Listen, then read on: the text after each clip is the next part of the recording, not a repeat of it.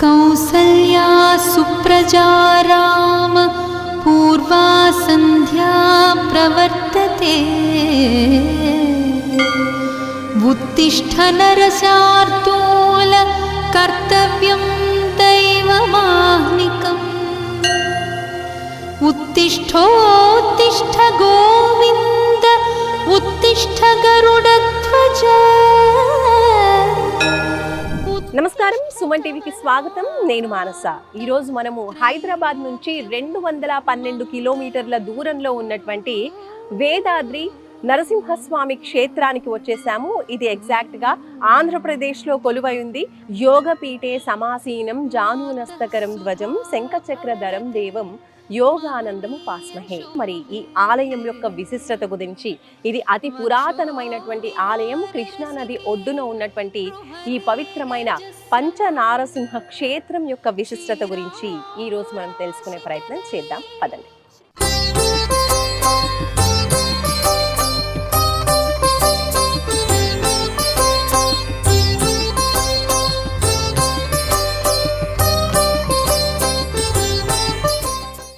వేదాద్రి శ్రీ యోగానంద నరసింహస్వామి క్షేత్రంలో ఉన్నాము మనము. ఇక్కడ నా వెనకాల మీరు చూస్తున్నారు కదా, తూర్పు రాజగోపురం, అలాగే వెనుక వైపున ఇంకో రాజగోపురం ఉంటుంది, పడమటి రాజగోపురం. ఇలా 2 రాజగోపురాలు ఉంటాయి. ఈ ఆలయం యొక్క ప్రతిష్ట చాలా చాలా గొప్పది. ఇది ఎలా అంటే స్వయంభూ నరసింహస్వామి వెలిసినటువంటి క్షేత్రం అన్నమాట. ఇక్కడ పంచ నరసింహస్వాముల్ని మనం చూడొచ్చు, అందుకనే పంచనారసింహ క్షేత్రం అని కూడా అంటుంటారు. మరి అటువంటి పవిత్రమైనటువంటి ఈ ఆలయంలోకి ప్రవేశిద్దాం, పదండి.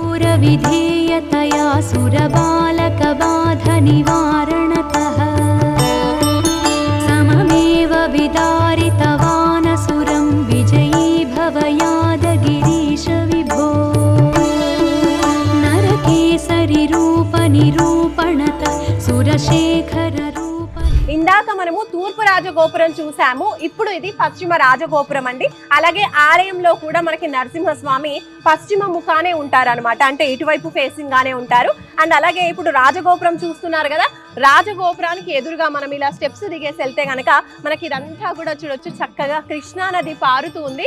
కృష్ణా నది ఒడ్డునే మనకి వేదాద్రి నరసింహస్వామి ఆలయం కొలువై ఉంది. అక్కడ మీరు చూస్తున్నారు కదండి, నామాలతో కనిపిస్తున్నటువంటి పెద్ద కొండ, అదే సాలగ్రామం. బ్రహ్మచే ప్రతిష్ఠింపబడినటువంటి సాలగ్రామం అన్నమాట. అది కూడా నరసింహస్వామి అని నమ్ముతూ ఉంటారు, కొలుస్తూ ఉంటారు. ఇంకా వ్యూ అంతా కూడా మీరు చూడొచ్చు, కృష్ణా నది కనిపిస్తూ ఉందో, చాలా బ్యూటిఫుల్ వ్యూ పాయింట్ అని కూడా చెప్పొచ్చు. యాత్రికులు చక్కగా దేవుణ్ణి దర్శించుకొని ఇక్కడ ఆహ్లాదకరంగా తమ సమయాన్ని ఇక్కడ స్పెండ్ చేస్తూ ఉంటారు. అయితే ఇక్కడ స్నానం చేసిన తర్వాత కూడా వచ్చేసి ఆలయంలో స్వామిని దర్శించుకుంటూ ఉంటారు. పంచ నరసింహ క్షేత్రాలు ఉన్నాయి ఇక్కడ. అందులో ముఖ్యంగా మనం ఇప్పుడు లోపలికి వెళ్ళి చూద్దాము నరసింహస్వామిని. పదండి.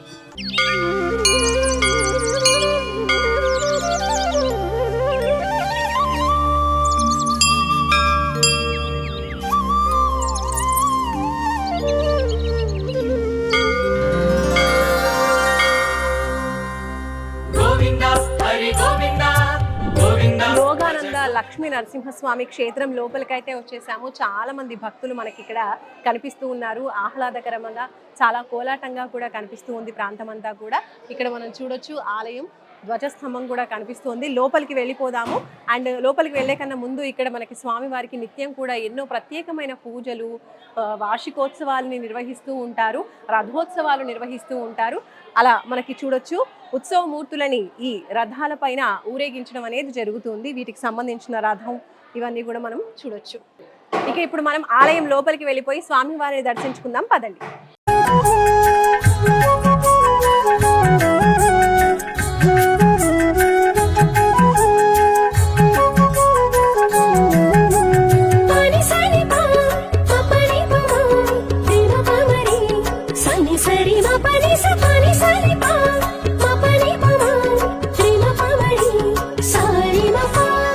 ఇక్కడ స్వామి గరుత్మంతుడు కొలువై ఉన్నారు. స్వామికి ఎదురుగా నమో గరుత్మంతాయ నమః.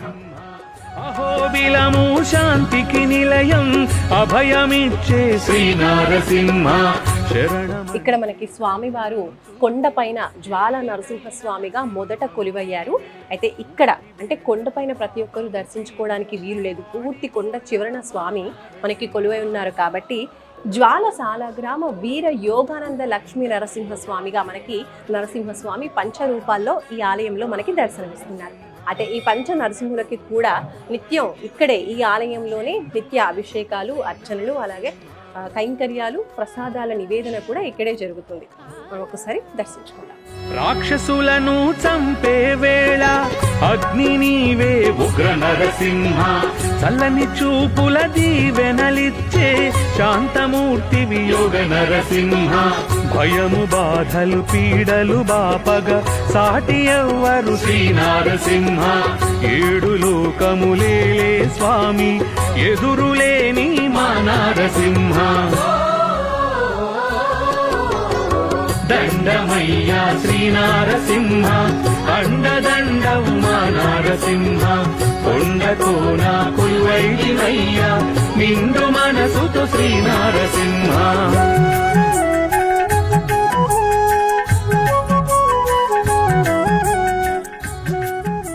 శ్రీ యోగానంద లక్ష్మీ నరసింహస్వామి వారి ఆలయం యొక్క విశిష్టత గురించి తెలియజేయడానికి మనతో పాటు ప్రధాన అర్చకులు శ్రీధరాచార్య గారు ఉన్నారు. వారితో మాట్లాడతారు. నమస్కారం అండి గురుగారు. ముఖ్యంగా ఇక్కడ ఈ ఆలయం యొక్క విశిష్టత గురించి, స్థల పురాణం గురించి మాకు తెలియజేయండి. ఇది పంచనారసింహ క్షేత్రం. వేదాద్రి, వేదాలే పర్వత రూపంలో ఉంటే స్వామివారు జ్వాలా రూపంలో స్వయంభూగా వెలిశారు కాబట్టి వేదాద్రి అని పేరు వచ్చింది. పూర్వం పురాణ కాలం చూసుకున్నట్లయితే సోమకాసురుడు అనేటువంటి రాక్షసుడు వేదాలని తస్కరించి దొంగిలించినప్పుడు ఈ బ్రహ్మ మొదలైనటువంటి దేవతలందరూ కూడా ఈ యొక్క సృష్టి కొనసాగాలంటే వేదాలు ఎంతైనా అవసరం కాబట్టి ఆ వేదాలని రక్షించమని ఆ మహావిష్ణువు కోరిన వెంటనే ఆయన మత్స్యావతారం దాల్చి ఆ సముద్ర గర్భంలోకి వెళ్ళి ఆ వేదాలని రక్షిస్తాడు. ఆ వేదాలను రక్షించేటప్పుడు ఆ వేదాలన్నీ కూడా తన శిరస్సును దాల్చి పైకి రావటం పురాణంలో జరిగినటువంటి విషయం. అప్పుడు ఆ వేదాలు ఏం కోరుకుంటాయంటే, ఇలాంటి అవసాన పరిస్థితిలో మీ శిరస్సును మేము ఉండాల్సి వచ్చింది కాబట్టి స్వామి మీరు మా శిరస్సును ఉండాలి, ఆ వరం ఇవ్వండి వేద పురుషులు కోరుకున్న వెంటనే అప్పుడు మీకు నృసింహావతారంలో మీ కోరిక తీరుస్తాను, అప్పటి వరకు కూడా పర్వత రూపంలో కృష్ణానది గర్భంలో ఉండండి, హిరణ్యకశిపుడి సంహారం తర్వాత మీ కోరిక తీరుస్తాను అని చెప్పిన తర్వాత ఆ యొక్క హిరణ్యకశిపుడిని సంహరించిన వెంటనే స్వామివారి జ్వాలా రూపంలో ఆ వేద పురుషులకు ఉన్నటువంటి వరం వల్ల వేదాలే పర్వత రూపంలో ఉంటే పైన జ్వాలా నరసింహంలో స్వయంభూగా, కింద అంతరాళంలో దేవాలయం ఉంటుంది, పైన మనకు మకర తోరణం మాత్రమే కనిపిస్తుంది, లోపల జ్వాలా రూపంలో నృసింహస్వామి ఉంటాడు. ఆయన స్వయంభూ నృసింహస్వామి. అది జ్వాలా నరసింహస్వామి మొదటిది. రెండవది ఇక్కడ సాలగ్రామ నరసింహస్వామి ఉంటుంది. మనం విశేషంగా దేవాలయంలో ప్రతి చోట కూడా సాలగ్రామాలు ఉంటాయి. కానీ ఈ వేదాద్రిలో అంటే కృష్ణానది తీరంలో, కృష్ణానదిలోనే ఆయన ఎప్పుడు కూడా స్నపన జరుగుతుంది. బ్రహ్మ ప్రతిష్ఠ ఆయనకి, స్వామివారికి లోపల నోరు, నాలుక, కరాళం మొత్తం ఉంటాయి ఆయనకి లోపల గర్భంలో. ఇది బ్రహ్మ ప్రతిష్ఠ. ఆ స్వామివారిని సేవించి బ్రహ్మ ఇక్కడ సాలగ్రామ నరసింహస్వామిని ప్రతిష్ఠ చేశాడు. ఇది బ్రహ్మ ప్రతిష్ఠ. రెండవది సాలగ్రామ నరసింహస్వామి. మూడవది ఇక్కడి నుంచి 3 కిలోమీటర్ల దూరంలో గరుడాచలం ఉంది. స్వామి బిలంలో ఉంటాడు. గరత్మంతుడు ఈ యొక్క నృసింహస్వామి హిరణ్యకశిపుని చీల్చిన తర్వాత ఆయన వెతుక్కుంటూ తన వాహనమైనటువంటి గరత్మంతుడు ఈ స్వామివారి దగ్గరికి వచ్చి ప్రార్థన చేస్తాడట. అప్పుడు ఆయనకి గరత్మంతుడికి వీర నృసింహస్వామి రూపంలో ఆయనకు దర్శనమిస్తాడు. ఇక్కడ గరుడాచలం 3 కిలోమీటర్ల దూరంలో నాలుక నోరు లాగా స్వామి రేఖాచిత్రంగా స్వయంభూగా బిలంలో వెలిశాడు. ఆయన వీర నరసింహస్వామి. ప్రధానమైనటువంటి మీరు చూస్తున్నటువంటి ప్రధాన దేవాలయం యోగానంద నరసింహస్వామి. ఈయన ఋష్యశృంగ మహాముని ప్రతిష్ఠది. ఆ ఋష్యశృంగుడు పుత్రకామేష్టి యోగం కంటే ముందు త్రేతాయుగంలో ఇక్కడ స్వామివారి కృష్ణానది పడమర ముఖంలో కూర్చొని ఆయన కొన్ని 100 సంవత్సరాలు తపస్సు చేశాట. ఇక్కడ ఋష్యశృంగ మహాముని చేసి ఆయన పుత్రకామేష్టి వెళ్తూ ఏ విధంగా అయితే ఆయన యోగ పట్టణంలో కూర్చొని ఈ కృష్ణానది తీరాన తపస్సు చేసుకున్నాడో అదే స్థలంలో అదే రూపంలో యోగానంద నరసింహస్వామిని ప్రతిష్ఠ చేశాడు. అలాగే పీఠానికి మరి కళ్యాణం చేసుకోవడానికి ఉండాలని ఉత్తమైనటువంటి మహర్షులు, మానవులు ఆ యొక్క లక్ష్మీ నరసింహస్వామిని కూడా ప్రతిష్ఠ చేశారు. అందుకనే ఇక్కడ యోగానంద నరసింహస్వామి, లక్ష్మీ నరసింహస్వామి ఇద్దరు ఉంటారు. ఇక్కడ ప్రతి స్వామికి కూడా ఇక్కడే ఆరాధన జరుగుతుంది. ఇది ప్రధాన దేవాలయం. ఇది పంచనారసింహ క్షేత్రం. ఈ పంచనారసింహ క్షేత్రాలంటే పంచభూతాలకు ప్రతీక. మీరు చూసుకున్నట్టయితే జ్వాలానరసింహ స్వామి అగ్నికి ప్రతీక, రెండవది శాలగ్రామ స్వామి ఆయన నీటిలో ఉంటాడు కాబట్టి నీటికి ప్రతీక. అలాగే గరుడాచలంలో వీరనరసింహస్వామి ఉంటాడు, ఆయన భూమిలో ఉంటాడు కాబట్టి భూమికి ప్రతీక. పోతే యోగానంద నరసింహస్వామి ఈయన విశ్వాస వాయువు చేస్తుంటాడు కానీ వాయువుకు ప్రతిష్ట. అలాగే లక్ష్మీ నరసింహస్వామి ఉంటాడు, ఇందుగలడు అందులేడు సందేహముల చక్రి ఎందుందుని వెతికిన ఆకాశంలో విహరిస్తుంటాడు కాబట్టి ఆయన ఆకాశానికి ప్రతీక. ఈ విధంగా పంచభూతాలకి పంచనారసింహ క్షేత్రం ప్రతీకలు. ఇక్కడ ప్రతి వైశాఖ చతుర్దశి నాడు కూడా బ్రహ్మోత్సవాలు జరుగుతాయి. ఇక్కడ అన్నమయ్య గారు వచ్చినట్టు ఆయన కూడా కీర్తనలు ఉన్నాయి.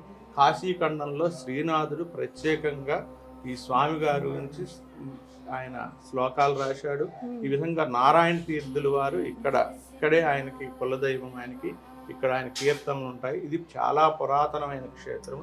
అందరూ మహానుభావులు ఇక్కడ వచ్చి ఉండేవాళ్ళు, తపస్సు చేసుకునేవాళ్ళు. ఇక్కడ ఏంటంటే ముఖ్యంగా జపం చేస్తే మనం ఇంటి దగ్గర ఒక 1000 సార్లు జపం చేసినట్టయితే 1000 సార్లే ఫలితం. అదే కనుక ఒక 1000 సార్లు మనం జపం చేసేటప్పుడు ఒక కొండ ఉన్నట్టయితే ఇంకొక 10,000 రెట్లు ఎక్కువ. ఆ కొండ మీద కనుక విష్ణాలయం ఉన్నట్టయితే ఇంకా 10,000 రెట్లు ఎక్కువ. అలాంటి కొండ ఉండి, అరణ్యం ఉండి, నది ఉండి ఇంకా వేల ఫలితాలు ఉంటాయి. కాబట్టి పూర్వం నుంచి కూడా ఇక్కడ అనుష్ఠానమైనటువంటి క్షేత్రం. సంతానం కానీ ఆరోగ్యం కానీ చాలా సివియర్గా మరి వచ్చినటువంటి జబ్బులు ఉంటాయి కదా, మీరు చూసినట్టయితే ఇప్పుడే 15 రోజులైంది అమ్మాయి వచ్చినప్పుడు హిస్టీరియా లాగా చేతిలో పట్టుకుంటే ఉండాల. ఒకటే చెప్పేవాళ్ళు, మీరు 10 రోజులు ఓపికగా ఉండండి మీకు తగ్గుతుంది అన్నట్టు. తగ్గింది అమ్మాయికి. అలా వేల మంది మా యొక్క అనుభవంలోనే 100,000 మంది అలా తగ్గి చాలా జబ్బును పడి ఇక్కడ స్వామివారికి తొందరగా వాళ్ళ గ్రహ బాధలు ఏదైతే ప్రయోగాలు ఇవన్నీ ఉంటాయో అలాంటి ధూళి గాలి కూడా ఈ స్వామివారి యొక్క తీర్థం 3 సార్లు తీసుకొని రోజు 108 ప్రదక్షిణాలు చేసి ఇక్కడ నిద్ర చేస్తే ఇక్కడ ఫలితం ఉంటుంది. అలా కొనసాగుతుంది ఎప్పటి నుంచో. అలా ఈ ఖడ్గం గురించి చెప్పాలంటే గుంటూరుకి చెందినటువంటి 150 సంవత్సరాల క్రితం ఒక గుంటూరుకి చెందినటువంటి ఒక భక్తుడు, అతని కడుపులో ఒక పెద్ద గడ్డ, కొన్ని కేజీల గడ్డ అది. ఆ గడ్డ ఆయన చనిపోవడానికి తయారయ్యాడు. ఇక్కడ భక్తుడు ఆయన. అయితే అప్పట్లో ఢిల్లీలో ఉందట అది స్కానింగ్, ఇప్పుడు లేదు. ఆ స్కాన్ తీస్తే ఇతను బతకడు, తీసుకెళ్ళండి, ఇక్కడ చేసేది ఏం లేదంటే ఇక చచ్చిపోతే ఇక్కడ చనిపోదాం అని చెప్పి స్వామివారి దగ్గర పడుకుంటే ఒక అర్ధరాత్రిలో పెద్ద ఇలాంటి కత్తి తీసుకొని స్వామివారు కోసినట్టుగా ఆపరేషన్ చేసినట్టుగా ఆయనకు కల వచ్చిందట. వస్తే మళ్ళీ తన ఢిల్లీ తీసుకెళ్తే గడ్డ ఏం లేదు, మరి ఏమైందో తెలియదు, మిరాకిల్గా ఉంది, మరి నువ్వు ఏం జరిగిందో తెలియదు, అతను బతికాడు. తర్వాత ఆయన ఈ స్వామివారికి ఏదైతే కత్తితో చేశాడో ఆ కత్తి స్వామివారికి చేయించాడు. అప్పటి నుంచి ఇప్పటి వరకు కూడా వీళ్ళకి ఎవరికైనా ఆరోగ్యం బాగాలేకపోతే ఆరోగ్యం కొరకు ఈ ఖడ్గం స్పర్శ చేస్తే వాళ్ళకి ఆరోగ్యం కలుగుతుందని చెప్పి తమిళనాడులో వార్తల్లో అటు రాయటం వల్ల తమిళనాడు వాళ్ళు ఎక్కువ ఈ మధ్య కాలంలో ఎక్కువగా ఈ స్పర్శని పొందుతున్నారు. ఇది ఖడ్గం యొక్క చరిత్ర. పవిత్రోత్సవాలు ఆషాఢ ఏకాదశ పౌర్ణానికి పవిత్రోత్సవాలు జరుగుతుంటాయి. ప్రతిరోజు కూడా త్రికాల అర్చన జరుగుతుంది, నిత్య హోమం జరుగుతుంది, గరుడ సేవలు ఉంటాయి. ఇక్కడ ప్రతి శుక్ర శని ఆదివారాలు కూడా గరుడ సేవలు ఉంటాయి. ఇక్కడ విశేషంగా భక్తులు గుంటూరు జిల్లా అనే రాష్ట్రాల నుంచి ఇక్కడ భక్తులు వస్తూ ఉంటారు. అర్చకులు గారు, ఇక్కడ ప్రధానంగా జరిగేటువంటి నిత్య పూజా కైంకర్యాల గురించి వివరించండి. ఇక్కడ ఉదయంనే స్వామివారికి త్రికాలార్చన ఉంటుంది, 3 పూటల అర్చన ఉంటుంది స్వామి గారికి. అలాగే స్వామివారికి నిత్య హోమం ఉంటుంది. అలాగే 11 గంటలకి ప్రతిరోజు కూడా తులసి సహస్రనామార్చన ఉంటుంది. అలాగే మళ్ళీ సాయంత్రం రాత్రి అమ్మవారికి కుంకుమ సహస్రనామార్చన ఉంటుంది. ఈ విధంగా త్రికాలార్చన, నిత్యహోమం, సహస్రనామార్చనలు, నక్షత్రహారతి మొదలైనటువంటి ఉంటాయి. విశేష పూజలు జరుగుతుంటాయి. ఈ ఆలయం ఎంతో పురాతనమైన ఆలయం అంటున్నారు. అసలు ఎప్పుడు ఈ ఆలయాన్ని ప్రతిష్ఠించారు? ఇది కాశీఖండంలో దీని చరిత్ర ఉంది. బ్రహ్మాండ పురాణంలో కూడా ఈ వేదాద్రి యొక్క క్షేత్ర మహత్యం చెప్పింది. కాశీఖండంలో శ్రీనాథుడు ప్రత్యేకంగా ఈయన రచించాడు దీంట్లో. అయితే ఇది పురాతన క్షేత్రం. ఈ దేవాలయాలు ఎన్ని దేవాలయాలు, స్వయంభూ క్షేత్రం. ఈ దేవాలయం ఎన్నిసార్లు నిర్మించారో తెలియదు. స్వామివారి మటుకు త్రేతాయుగంలో ఋష్యశృంగ మహాముని ప్రతిష్ట. ఋష్యశృంగుడు అంటే మనకి రాములు వారు ఉత్తరగామిష్టి యోగం చేసినటువంటి మహర్షి. అంటే రామావతారానికి ముందే ఈయన ప్రతిష్ఠ జరిగినట్టు ఉన్నది కదా. చాలా పురాతనమైన క్షేత్రం. అయితే దేవాలయాలు రెడ్డి రాజుల టైంలో కూడా కట్టించారు. తర్వాత ఈ యొక్క తుష్కరుల యొక్క దాడులు కూడా జరిగినాయి. ఆ శాసనాలన్నీ ఉన్నాయి తుష్కరుల దాడి జరిగినట్టుగా. అప్పుడు ఒక దేవాలయం స్వామిని నిర్మించి ఆ దేవాలయం స్వామిని మూసి అసలు స్వామిని వేరే స్వామిని కొట్టేస్తే మళ్ళీ తీసి, ఈ విధంగా పురాతన పెద్దలు చెబుతూ ఉంటారు. ఇది చాలా పురాతన విషయం, దీనికి సంవత్సరాలు ఏం లేదు. రైట్, ధన్యవాదాలు స్వామి. చూశారు కదండి, ఈ యోగానంద లక్ష్మీ నరసింహస్వామి వారి ఆలయం యొక్క విశిష్టత గురించి, పురాణాల్లో ఏముంది, అసలు ఆలయాన్ని ఎవరు ప్రతిష్ఠించారు, ఆలయం గురించి చాలా క్లియర్గా మనకి శ్రీధరాచార్య గురువు గారు తెలియజేశారు. అంటే ప్రధాన అర్చకులు ఈ ఆలయంలో నిత్యం కూడా స్వామివారికి నిత్య కైంకర్యాలు చేస్తూ ఉంటారు కాబట్టి ఆ విశేషాలన్నీ కూడా మనకు తెలియజేశారు. ఇక్కడ మనం చూస్తున్నాము శ్రీ యోగానంద లక్ష్మీ నరసింహస్వామి యొక్క సన్నిధి బయట మనం నిల్చున్నాము. ఈ ద్వారం దగ్గర మనం చూసినట్టయితే టోటల్గా వెండితో చేస్తున్నటువంటి ద్వారం మనం చూస్తున్నాము. అయితే ద్వారం పైన కూడా మనకి విష్ణుమూర్తి యొక్క అవతారాలు కనిపిస్తూ ఉన్నాయి, చూడొచ్చు. ఈ విష్ణుమూర్తి అవతారాల గురించి, విశిష్టత గురించి మనకి అర్చకులు వివరిస్తారు. ఈ యొక్క శ్రీ మహావిష్ణు అవతారాలు దశావతారాలు. ఈ దశావతారాలు మత్స్యావతారం మొదట చూస్తున్నది మత్స్యావతారం, కూర్మ అవతారం, మత్స్య కూర్మ వరాహవతారం, నారసింహ, వామన, రామ, పరశురామ, రాముడు, బలరాముడు. ఇది చూశారు కదా, ఈ బలరాముడికి ఇది మనకు నాగలి ఉంటుంది, కోదండ రాముడికి కోదండం ఉంటుంది, పరశురాముడికి గొడ్డలు ఉంటుంది. ఆయన రామో రామశ్చ రామ, బుద్ధశ్చ కల్కిమేవచ. ఈయన కల్కి. బుద్ధుడు అంటే కొన్ని చోట్ల బుద్ధుడు పెడతారు, కొంతమంది కృష్ణుని పెడతారు. ఈయన కల్కి అవతారం. ఇవి ఈ దశావతారాలు స్వామివారు. ఈ తర్వాత ఇక్కడ చూసినట్టయితే స్తంభోద్భవం. మీరు చూసినట్టయితే ఈయన స్తంభం నుంచి బయటకు వచ్చినప్పుడు ఈ స్తంభం యొక్క శకలాలు కూడా మీరు చూడవచ్చు. స్వామివారు ఇది అవతారం. ఇది హిరణ్యకశిపుణ్ణి చీల్చేటటువంటి దృశ్యం స్వామివారు. అలాగే ఈయన భక్త ప్రహ్లాదుడు వరదుడు. ఈయన ప్రహ్లాదుడు, ఈయన లక్ష్మీ. అలాగే ఇప్పుడు మనకున్నటువంటి యోగానంద నరసింహస్వామి ఆయన. ఇది ఈయన లక్ష్మీ నరసింహస్వామి. తొడ మీద అమ్మవారు ఉంటే లక్ష్మీ నరసింహస్వామి, అలా ఉంటే యోగానంద నరసింహస్వామి. ఇది విశేషంగా ఏంటంటే కింద ఆదిశంకరాచార్యులు గారు కరావలంబ స్తోత్రం చేస్తారు. అప్పుడు ఒక బలి ఇవ్వటానికి ఆదిశంకరాచార్యులు గారిని పడుకోబెట్టినప్పుడు ఆ నృసింహావతారంలో వచ్చి ఆయన్ని, అంటే ఆయనకి ఆయనంతటగానే ఆయన బలి కోరుకుంటే వరం ఇస్తారు, వస్తా అంటాడు. ఆయన పద్మపాదుడు అనే శిష్యుడికి వచ్చి నృసింహావతారం వచ్చి ఆయనకి ఒంటి మీదకి వాడిని చీల్చి చెండాడతాడు, ఆ కాపాలికుడిని. అప్పుడు ఆ యొక్క ఆదిశంకరాచార్యులు వారు కరావలంబ స్తోత్ర రచన చేస్తారు. శ్రీమన్ నృసింహవే గరుడధ్వజాయ తాపత్రయోపశమనాయ భౌషదాయ కృష్ణాది వృచ్చిక జల అగ్నిభుజంగ రోగ క్లేశవ్యయాయ హరవే గురవే నమస్తే నమస్తే అంటారు. మమదేహి కరావలంబ అని చేతులు జాచి నాకు చేయూతని ఈ స్వామి అంటాడు. అటువంటి దృశ్యాన్ని మన ధర్మకర్తలు ఎవరైతే ఉన్నారో వారు వెలగపూడి ఇందిరాదత్ గారు వారి యొక్క ఆధ్వర్యంలో ఇవన్నీ చేయించడం జరిగింది. ఆ దృశ్యం మటుకు చాలా విశేషమైనటువంటి దృశ్యం. ధన్యవాదాలు. అలాగే అమ్మవార్లకు కూడా చేయించారు, చెంచులక్ష్మి, గజలక్ష్మి. ఇక్కడ శ్రీ యోగానంద లక్ష్మీ నరసింహస్వామి ఆలయంలోనే మనం ఇంకా అమ్మవారి ఆలయాన్ని కూడా చూడొచ్చు. ఇక్కడ నరసింహస్వామి మనకి శ్రీదేవి భూదేవి సమేతుడై వెలిశారనమాట. దానికి ప్రతీకగానే ఇక్కడ మనకి చెంచులక్ష్మి అమ్మవారి ఆలయం ఇటువైపున కనిపిస్తుంది, అలాగే అటువైపున శ్రీ రాజ్యలక్ష్మి అమ్మవారి ఆలయం కూడా కనిపిస్తుంది. ఈ ఇద్దరి అమ్మవార్లకి కూడా విశేషంగా పూజాది కైంకర్యాలు ప్రతినిత్యం ఇక్కడ నిర్వహిస్తూ ఉంటారు. సో ఆలయం లోపల మనం చూసాము, ఇంకా బయట కూడా చాలా కోలాహలంగా భక్తులు మనకు కనిపిస్తూ ఉన్నారు. ప్రతి ఆలయానికి కూడా క్షేత్ర పాలకులు అంటూ ఉంటారు. మరి ఈ క్షేత్రానికి సంబంధించి ప్రత్యేకించి శ్రీ విశ్వేశ్వర స్వామి ఆలయం మనకు కనిపిస్తుంది అటువైపున. ఇదే ఆలయం అన్నమాట. ఋష్యశృంగ మహర్షి ఎవరైతే ఈ ఆలయంలో స్వామివారిని ప్రతిష్ఠించారో ఆ మహర్షియే ఇక్కడ క్షేత్ర పాలకులుగా ఇక్కడ ఈశ్వరుణ్ణి ఏర్పాటు చేయడం, అంటే స్థాపించడం జరిగింది. మరి ఆ ఆలయాన్ని కూడా చూద్దాం పదండి ఇటువైపుగా.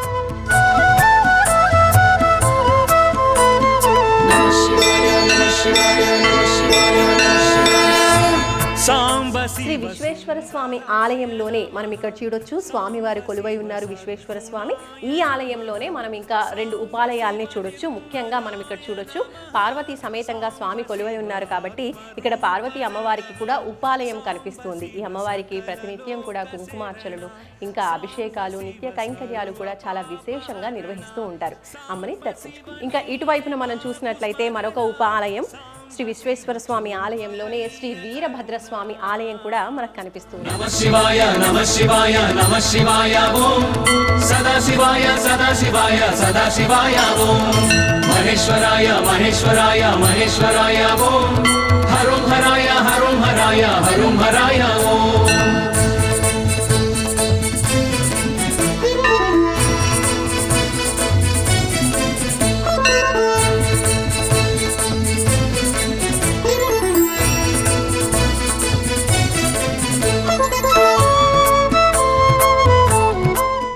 అయితే ఈ ఆలయం యొక్క టైమింగ్ గురించి అలాగే ఇంకా ఆలయం యొక్క విశిష్టత గురించి మనకి ఈవో సురేష్ బాబు గారి మాటల్లో తెలుసుకుందాం.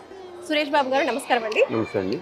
సురేష్ బాబు గారు, ఎంతో పవిత్రమైనటువంటి ఈ ఆలయానికి నిత్యం చాలా మంది భక్తులు వస్తూ ఉంటారు. అటు తెలంగాణ నుంచి ఆంధ్రప్రదేశ్ నుంచి కూడా ఎంతో మంది భక్తులు ఆలయానికి వస్తూ ఉంటారు కాబట్టి ముందుగా ఈ ఆలయం యొక్క టైమింగ్ గురించి మాకు తెలియజేయండి. జై శ్రీ యోగానంద లక్ష్మీ స్వామి.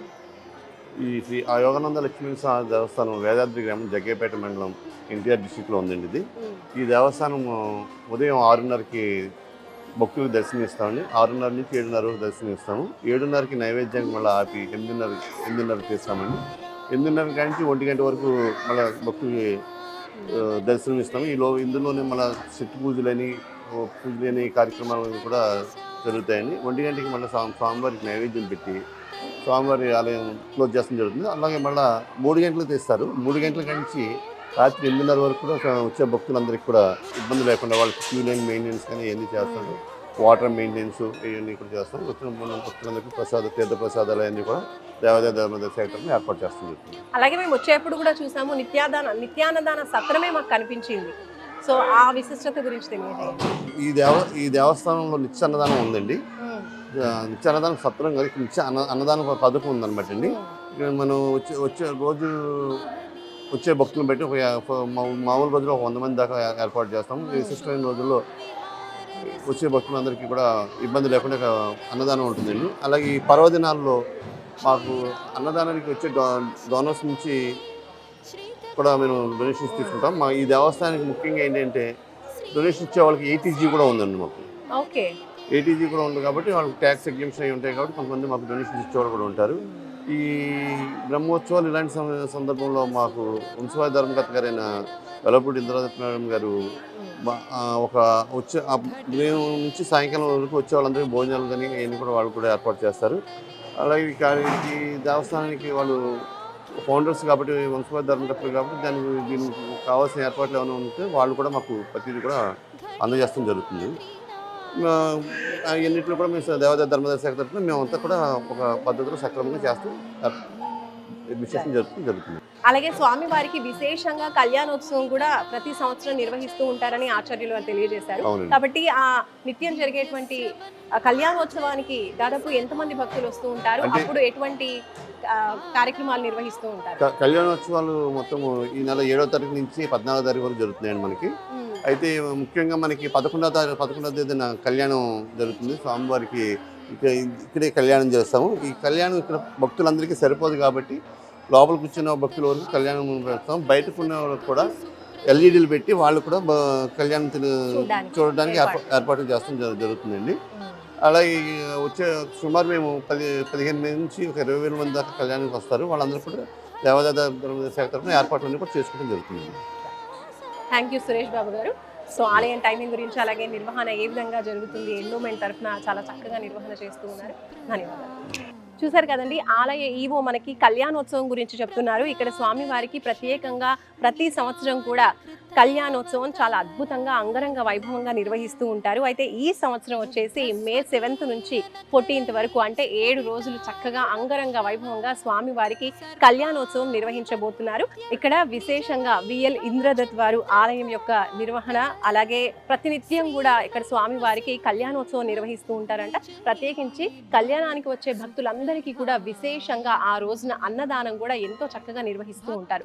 ఇంకా ఆలయానికి సంబంధించి వచ్చేస్తే మనకి ఈ కళ్యాణోత్సవానికి సంబంధించి మనం ఇప్పుడు చూడొచ్చు, సమ్మర్ వచ్చేసింది కాబట్టి చక్కగా చలువ పందిర్లు కూడా ఏర్పాటు చేశారు. పైన మీరు చూసినట్లయితే వచ్చే భక్తులకి ఎలాంటి అసౌకర్యాలు కలగకుండా అన్ని ఏర్పాట్లు అనేవి కూడా ముందు నుంచి ప్లాన్ చేసుకుంటూ ఉన్నారు. అండ్ అలాగే కళ్యాణోత్సవమే కాకుండా ప్రతినిత్యం వచ్చే భక్తులకి కూడా ఎండ తగలకుండా ఇప్పుడు కొండపైన ఉంది కాబట్టి ఇక్కడ శాశ్వతంగా ఇక్కడ పందిర్లు లాగా మనకి షెడ్స్ లాగా ఏర్పాటు చేశారు. ఇది వచ్చేసి చలువ పందిర్లు.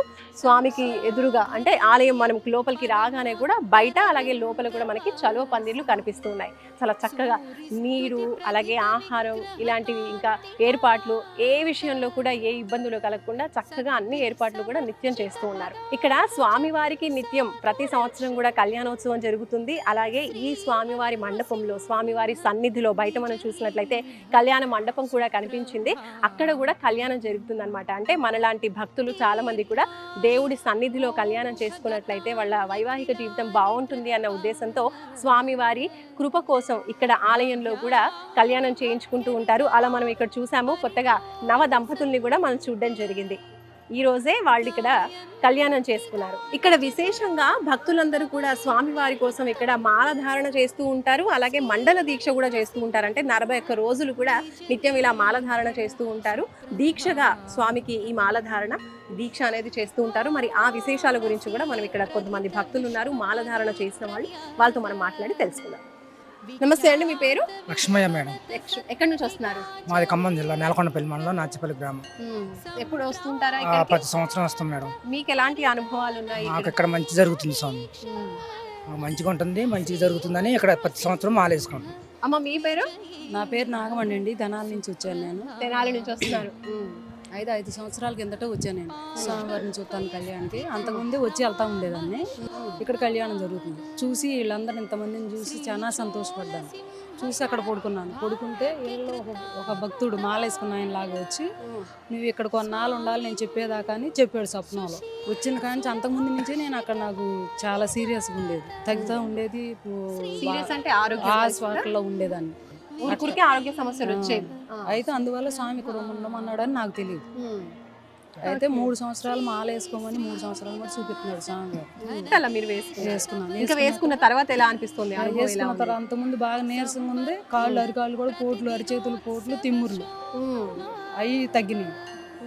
బాగానే ఉంది. ఎక్కువసేపు మాట్లాడలేను, ఎక్కువ దూరం నడవలేను. అలాంటిది నడుపుతున్నాను, బాగానే ఉంటుంది. మాట్లాడుతున్నారు. రైట్ అమ్మా, థ్యాంక్ యూ. చూస్తున్నారు కదండి, తన స్వయం అనుభవం తెలియజేస్తున్నారు. ఇప్పుడు ఇంకొకరు ఉన్నారు, మాట్లాడదాం. నమస్తే అండి, మీ పేరు? నరసింహ గారు. ఎక్కడి నుంచి వస్తున్నారు? దొడదారపాడు, ఏర్లపాడు మండలం.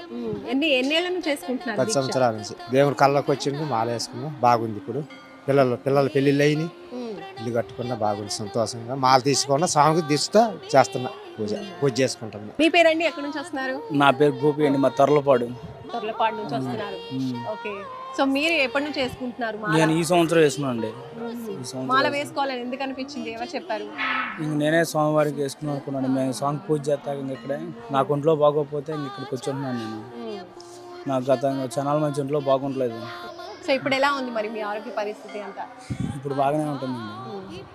ఇంక స్వామివారి కాడికి సేవ చేయడం కానీ బాగానే ఉంటుంది. సో చూస్తున్నారు కదండి, ఎంతో మంది భక్తులు ఇలా మాలలు వేసుకుంటున్న వాళ్ళు, అలాగే నిత్యం కూడా వచ్చి స్వామిని దర్శించుకుంటున్న వాళ్ళు చాలా మంది ఉన్నారు. విశేషంగా ఈ ఆలయం యొక్క విశిష్టత ఏంటి అని అంటే, ఆరోగ్య పరిస్థితి బాగోలేని వాళ్ళకి ఇక్కడ చాలా మంచి జరుగుతుందని ఎక్కువగా భక్తులు నమ్ముతూ ఉంటారు. ఇక్కడ స్వామివారి ఆలయానికి వచ్చి నిద్ర చేయడం, స్వామివారి తీర్థ ప్రసాదాలు తీసుకోవడం వల్ల, నిద్ర చేయడం వల్ల, అలాగే ప్రదక్షిణలు చేయడం వల్ల చాలా మంచి జరుగుతుంది, ఆరోగ్యం బాగుపడుతుందని నమ్ముతూ ఉంటారు. అలాగే సంతానం లేని వాళ్ళకి కూడా ఇక్కడ స్వామి సన్నిధిలో ప్రదక్షిణలు చేసిన వాళ్ళకి, అలాగే తొట్టెలాని కడుతూ ఉంటారనమాట చెట్టుకి. నేను అది కూడా చూపిస్తాను మీకు.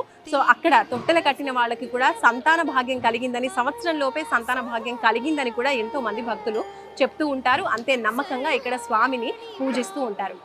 సింహాచలము సిరులకు వనము, చింతలు బాపే మా నారసింహ, అహోబిలము శాంతికి నిలయం, అభయం. మనం ఆలయంలో చూసాం కదా, స్వామివారు కత్తి గురించి చాలా విశేషంగా తెలియజేశారు అర్చకులు.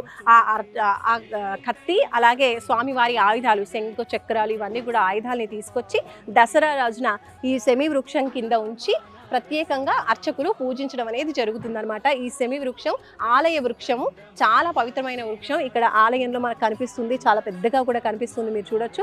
ఇంకో ప్రత్యేకమైన విశిష్టత ఏంటంటే మీరు ఇక్కడ చూడొచ్చు, చీర కొంగు అనుకోవచ్చు. ఆ కొంగులో ఒక రాయి వేసేసి ఇలా కడుతూ ఉంటారు. ఇది ఎందుకు కడుతూ ఉంటారంటే ఇందాక నేను మీకు చెప్పాను కదా, సంతానం లేని వాళ్ళు ఇక్కడ స్వామి వారికి మొక్కుకొని సంతానం కలగాలని కోరుకొని ఇలా చిన్నగా తొట్టెల కట్టడం, ఊయల కట్టడం అనేది జరుగుతుంది. ఇక్కడ మీరు చూడొచ్చు, ఇక్కడ చూడండి రాయి. ఈ ఆలయంలో ప్రతి రాయిని కూడా స్వామి వారిగానే భావిస్తూ ఉంటారు, ఎంతో పవిత్రంగా భావిస్తూ ఉంటారు. ఆలయంలోని రాయిని తీసుకొని ఇక్కడ వాళ్ళ కొంగు చివరన ఇలా అంటే చాకుతో కానీ కత్తెరతో కానీ కాకుండా చేతితో మాత్రమే ఇలా చించేసి కొంగుని మాత్రం మహిళలు ఇలా చించేసి కొంగులో రాయిని తీసుకొని కట్టి ఇలా చెట్టుకి కడుతూ ఉంటారనమాట. ఇలా చేసి పూజించడం వల్ల వాళ్ళకి సంవత్సరంలోనే వాళ్ళు కోరుకున్న విధంగా సంతాన భాగ్యం కూడా కలుగుతుందని చాలా మంది నమ్ముతూ ఉంటారు. ఆ నమ్మకం కూడా నిజమైందని తెలియజేస్తుంది. ఎవరు శ్రీ నరసింహ ఏడు లోకములేలే స్వామి ఎదురులేని ఇక్కడ ప్రత్యేకించి ఒకటి జరుగుతుందండి, మీరు చూడండి. ఈ రాళ్ళని బలిహార యంత్రపు రాళ్ళు అంటుంటారంట. ఆలయంలో వెనక వైపున ఉంది, మీరు చూడొచ్చు. ఇక్కడ ఈవిడ మొక్కుకొని కోరిక ఏదైనా మొక్కుకొని అలా వేళ్ళు ఇలా పెడుతున్నారు. పెట్టినప్పుడు ఇలా జరుగుతుంది, చూసారా? అలా జరిగింది అని అంటే గనక వాళ్ళ కోరిక నెరవేరుతుంది అని అర్థం అంట. కాబట్టి నమ్మి భక్తులందరూ కూడా ఇది తమ కోరిన కోరిక నెరవేరుతుందా లేదా, తమ మనసులో ఉన్న కోరిక నెరవేరుతుందా లేదా అనేది ఇలా ఈ బలిహార యంత్రపు రాళ్ల దగ్గర పరీక్షించుకుంటూ ఉంటారనమాట. చూడొచ్చు తన చేతులు ఎట్లా మూవ్ అవుతున్నాయో క్లియర్గా కనిపిస్తూ ఉంది. అటువైపు అలా వెళ్ళి మళ్ళీ ఇలా వస్తూ ఉంటాయంట చేతులు. సో ఇది వాళ్ళ యొక్క భక్తుల యొక్క నమ్మకం అనమాట. మనకు కూడా కనిపిస్తుంది చూడండి క్లియర్గా. అలాగే అంటే అన్నం తిన్న తర్వాత కనుక చేస్తే కనుక అంటే ఫలితం అనేది కనిపించదు. ఆహారం తినకుండా చేస్తేనే కరెక్ట్గా ఫలితం తెలుస్తుంది అని కూడా ఇక్కడ కొంతమంది భక్తులు తెలియజేస్తున్నారు. ఇందాక అమ్మాయి మొక్కుకుంది కదా, మనం కూడా ఒకసారి స్వామిని మొక్కుకుందాం. ఇక్కడి వరకు వచ్చాం కాబట్టి మన కోరిక కూడా తీరుతుందా లేదా చూద్దాము. లక్ష్మీ నరసింహ వందనాలు శ్రీ నరసింహ. ప్రత్యేకించి ఇది పంచ నరసింహస్వామి క్షేత్రం, అంటే పంచరూపాల్లో నరసింహస్వామి మనకు కనిపిస్తూ ఉన్నారు, అక్కడ మనం చూసాము. అలాగే ఇంకా నవనారసింహ క్షేత్రాలు ఏవైతే ఉన్నాయో అహోబిలం ఇవన్నీ కూడా నవనారసింహ క్షేత్రాలలో కూడా ఒకటి ఈ క్షేత్రం అని చెప్పుకోవచ్చు. మరి ఇటువంటి పవిత్రమైన క్షేత్రంలో మనకి గోవులు దర్శనమిస్తూ ఉంటాయి కదా, ఆలయాలలో ప్రత్యేకించి గోవులను కూడా పూజిస్తూ ఉంటాం. గోమాతగా పూజిస్తున్నటువంటి మనకి సంప్రదాయం ఉంది. మరి ఇక్కడ మన వెనకాల మీరు చూడొచ్చు, గోశాల ఏర్పాటు చేశారు.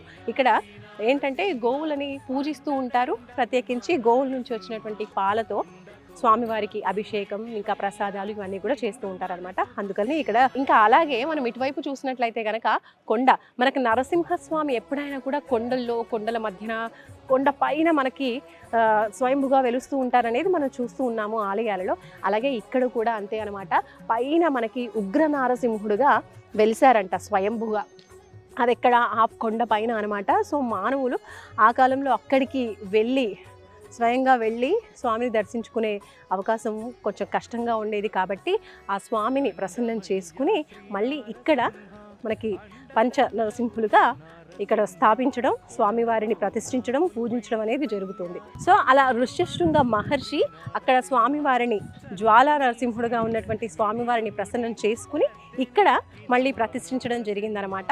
ఇంకా మనం ఇక్కడ చూసినట్లయితే ఆ కాలంలో కొండ చాలా అంటే చిన్నగా స్పేస్ కొంచెమే ఉండేసి జస్ట్ ఆలయంలోకి ఇట్లా ఉంగి పూజారి వెళ్ళి పూజాది కార్యక్రమాలు చేయడం అనేది జరిగేదంట. దాని తర్వాత కొంచెం డెవలప్మెంట్లో భాగంగా ఎండోమెంట్లో చేరిన తర్వాత అలాగే భక్తుల కోసం సౌకర్యార్థం కూడా కొండని చెక్కడం అనేది జరిగింది. మీరు ఇక్కడ చూడొచ్చు, ఇక్కడ కొండ అంతా కనిపిస్తూ ఉంటుంది. సో ఈ కొండ అంతా కూడా కొంచెం స్పేస్ని క్రియేట్ చేయడం కోసం కొండని చెక్కడం జరిగింది. దాని తర్వాత డెవలప్మెంట్లో భాగంగా కొంచెం విస్తరించారనమాట ఆలయాన్ని. ఎంతో పవిత్రమైనటువంటి ఆలయం ఇది. సో ఆ పైన మనము స్టెప్స్ ద్వారా కూడా పైకి చేరుకొని జ్వాలా నరసింహస్వామిని అక్కడ చూడొచ్చు. సో ఒకసారి చూద్దాం. వేదాద్రి నరసింహస్వామి ఆలయంలో మనము జ్వాలా నరసింహస్వామి ముఖ్యంగా మొదటగా వెలిశారు అని మనం మాట్లాడుకున్నాము. అండ్ స్టెప్స్ ద్వారా పైకి వెళ్ళొచ్చు అని అక్కడ చూపించాను కదా. సో ఇప్పుడు ఆ స్టెప్స్ ఎక్కేసి నేనైతే పైకి వచ్చేసాను, మీరు చూడొచ్చు అనమాట. మెట్ల ద్వారం కూడా రావచ్చు, అంటే మెట్లకి కూడా రావచ్చు. లేదు మెట్ల ద్వారం ద్వారా రాలేని వాళ్ళు కార్ త్రూ కూడా రావచ్చు. అక్కడ వైపు మీరు చూస్తున్నారు కదా రూట్. సో అటు నుంచి అంటే బైక్ ఆర్ కార్ త్రూ కూడా పైకి వచ్చే పంచ నరసింహస్వామిని దర్శించుకున్న తర్వాత అయినా సరే కంపల్సరీ ఈ జ్వాలా నరసింహస్వామిని దర్శించుకోకుండా అయితే ఎవరూ వెళ్ళరనమాట. ఎందుకంటే మెయిన్గా మొదటగా వెలిసింది మాత్రం ఈ జ్వాలా నరసింహస్వామి. కాబట్టి అక్కడికి వెళ్ళేసి మనం స్వామిని దర్శించుకుందాం పదండి. సో స్టెప్స్ త్రూ మనం పైకి వచ్చేసామన్నమాట. ఇక్కడ చూడొచ్చు ఇంకా మొదటగా జ్వాలా రూపంలో వెలిసినటువంటి జ్వాలా నరసింహస్వామి ఇక్కడే కొలువై ఉన్నారు. ఇక్కడ మనకి నరసింహస్వామి మనకి జ్వాలా తోరణం రూపంలో కనిపిస్తూ ఉన్నారు, చూడొచ్చు మనకు. అయితే అంతరాలంలో స్వామి జ్వాలా రూపంలో ఉంటారని చెప్పి భక్తులు విశ్వసిస్తూ ఉంటారు. అప్పట్లో ఎవరైతే పూర్వంలో అర్చించినటువంటి అర్చకులు ఉన్నారో వాళ్ళు చెప్పేటువంటి మాట అనమాట, అంతరాలంలో స్వామి ఉంటారని చెప్పేసి. అండ్ అలాగే ఎవరైనా సరే ఇప్పుడు ఈ వేదాద్రి ఆలయానికి వచ్చారంటే తప్పకుండా ఈ ఆలయానికి రావడం అనేది, ఇక్కడ స్వామివారిని దర్శించుకోవడం అనేది జరుగుతూ ఉంటుంది. సో మనం కూడా స్వామిని దర్శించుకుందాం. ఇక్కడ ఈ ఆలయానికి క్షేత్ర పాలకులుగా దక్షిణామూర్తి ఉన్నారని చెప్తూ ఉంటారు. సో ఆ స్వామి శివరూపంలో ఇక్కడ మనకి లింగం రూపంలో కనిపిస్తున్నారు. సో దక్షిణామూర్తి ఈ ఆలయానికి క్షేత్ర పాలకులు. సో స్వామిని కూడా దండం పెట్టుకుందాం. ఇక్కడ జ్వాలా నరసింహస్వామిని దర్శించుకోవడానికి భక్తులే కాదండి, సప్త ఋషులు కూడా వస్తూ ఉంటారని నమ్ముతూ ఉంటారు. అయితే మనుషులు వచ్చినటువంటి దారిలో కాకుండా ఋషులు ఇక్కడ రహస్య గుహ ఉందని చెప్పి నమ్ముతూ ఉంటారు. ఆ గుహ నుంచి మనకి సప్త ఋషులు రావటం, స్వామివారిని అర్చించడం, అలాగే ఈ నరసింహస్వామి క్షేత్రాన్నే కాకుండా ఇంకా మనకి కనిపిస్తూ ఉంటాయి కదా నవనారసింహ క్షేత్రాలు, ఆ అన్ని నవనారసింహ క్షేత్రాలని కూడా ఈ సప్త ఋషులు దర్శించుకోవడం జరుగుతుంది అని కూడా భక్తులు విశ్వసిస్తూ ఉంటారు. అలాగే అర్చకులు కూడా చెప్తున్నటువంటి మాట. సో చూసారు కదండి, మొత్తానికి మనం హైదరాబాద్ నుంచి 212 కిలోమీటర్లు ప్రయాణించి ఈరోజు మనకి కృష్ణానదీ తీరంలో ఉన్నటువంటి ఆలయం నవనారసింహ క్షేత్రాల్లో ఒకటైనటువంటి పంచ నరసింహస్వామి క్షేత్రాన్ని మనం ఈరోజు దర్శించుకున్నాము. అదే వేదాద్రి లక్ష్మీ నరసింహస్వామి ఆలయం. ఈ ఆలయం మనం చూసాము, ఇక్కడ జ్వాలా నరసింహస్వామిని దర్శించుకున్నాము, అలాగే పంచ నరసింహస్వామి క్షేత్రాన్ని కూడా ముందుగా మనం దర్శించుకున్నాము. ప్రత్యేకించి ఈ ఆలయం వచ్చేసి స్వయంభుగా వెలిసినటువంటి ఆలయం అండి, అందుకని అంత విశిష్టత. అలాగే ఈ ఆలయంలో దర్శించుకున్న వాళ్ళకి కూడా ఆరోగ్యం విషయంలో కూడా అనారోగ్యంతో బాధపడుతున్న వాళ్ళకి మంచి ఆరోగ్యం మెరుగైంది అని కూడా చెప్తూ ఉంటారు. అలాగే సంతానం విషయంలో కూడా చాలా మందికి కూడా సంతాన భాగ్యం కలిగింది అని నమ్ముతూ ఉంటారు. ప్రత్యేకించి ప్రదక్షిణలు కూడా ఈ ఆలయంలో నిద్ర చేయడం, అలాగే ప్రదక్షిణలకి కూడా చాలా ప్రత్యేకమైన స్థానం ఉంది. ఆరోగ్యం బాగోలేని వాళ్ళు ఎవరైనా సరే, ఏ నక్షత్రం వాళ్ళైనా సరే 27 ప్రదక్షిణలు చేసి స్వామిని తమ ఆరోగ్యం బాగుండాలని, లేదంటే వాళ్ళ కోరిక ఏదైనా వినవించుకున్నా కూడా అది న్యాయమైనదైతే నెరవేరుతుందని, అలాగే 54 ప్రదక్షిణలు 108 ప్రదక్షిణలు కూడా చేస్తూ ఉంటారు ప్రత్యేకించి. సో మొత్తానికి ఇది వేదాద్రిలో వెలిసినటువంటి వేదాద్రి యోగానంద లక్ష్మీ నరసింహస్వామి ఆలయం యొక్క విశిష్టత. చూస్తూనే ఉండండి సుమన్ టీవీ. నమస్తే.